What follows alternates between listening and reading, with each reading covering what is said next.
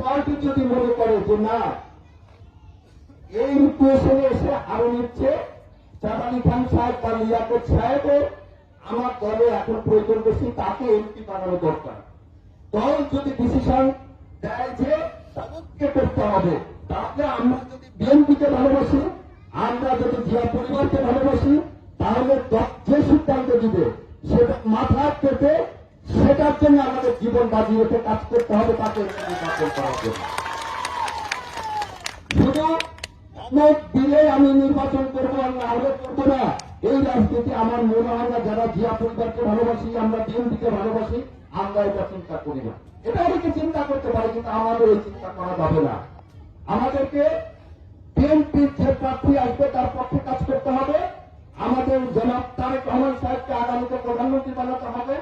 আমাদের প্রিয় নেত্রী দেশনেত্রী খালেদা জিয়া তার সিনিয়র টিমে যখন রাষ্ট্র পরিচালনা করবে, ইনশাআল্লাহ দেশ পৃথিবীর যে কোনো জায়গায় মাথা উঁচু করে দাঁড়াতে পারবে। তখন এটাই আমাদেরকে মাথায় রাখতে হবে।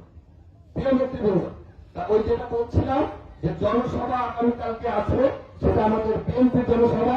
আমাদের শহীদ রাষ্ট্রপতি জিয়া রহমানের হাতে গড়া সংগঠন বাংলাদেশ জাতীয়তাবাদী দল বিএনপি, দেশনেত্রী বেগম খালেদা জিয়া জনাব তারেক রহমানের জনসভা। সেই জনসভায় আমরা চেষ্টা করব ইনশাআল্লাহ সবাই সেই জনসভায় অংশগ্রহণ করার জন্য।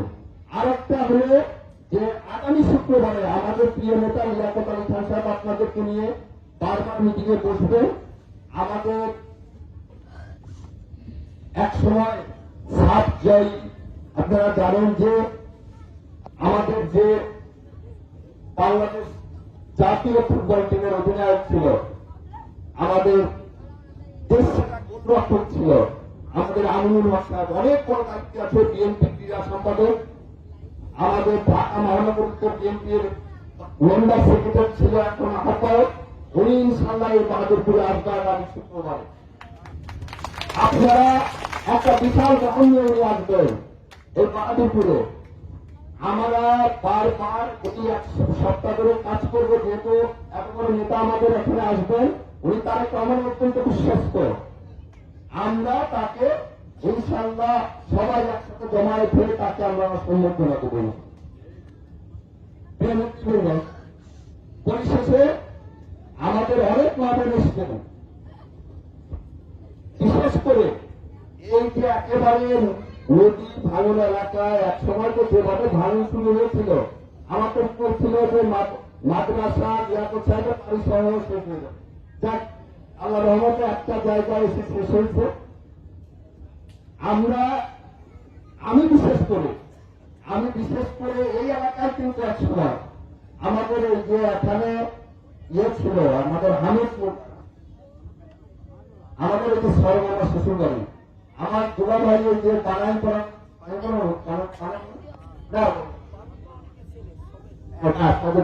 দিয়ানোর পোড়ামারি ছিল, আর আমার দুলা ভাই ছিল সবক ভাই, মারা গেছেন উনি, গত বছরই মারা গেছেন। আমি এই দিক থেকে কিন্তু তখন হাজার পেয়ারা খুশির হতো। এটা বলতেছি আপনার এই কথা। আমার মনে আছে এই দুলাবার বাড়িতে আর এই হামদ নামার বাড়িতে এসে এই দিক থেকে অনেক জায়গায় আমার পেয়ারা খুশির খেয়া করে।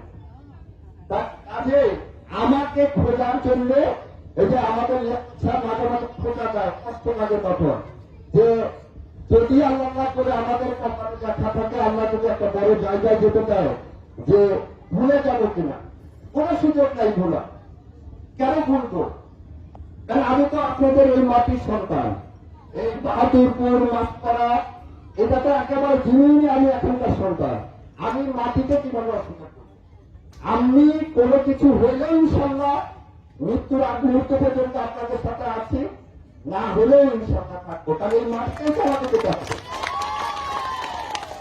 আর এই যে আমাদের যে একটা ছোট্ট নেক্সট জেনারেশন, ওরা বলছে যে ওদের সিনিয়র একটু হলো নিলয়ের চিত্রে অনেক ছেলে এসছে, ওদের সাব্বির, তারপরে ওই যে আসাদ মাহফুজ, ওরা বলছে যে কিছু বল লাগবে ভাই চেয়ারম্যান কাছে, অথবা এই যে আমাদের আগামীর এই জায়গাতে আইকন শাখা শুভ, যদি ইয়াদের সাথে না পাওয়া শুভকে বলবা, আমি এটা জানবো তোমাদের ফুটবল লাগবে, ফুটবলের ব্যবস্থা হবে ইনশাআল্লাহ, ঠিক আছে? আর তাহলে আজকের মতো আর কোনো কথা কি আছে আমাদের?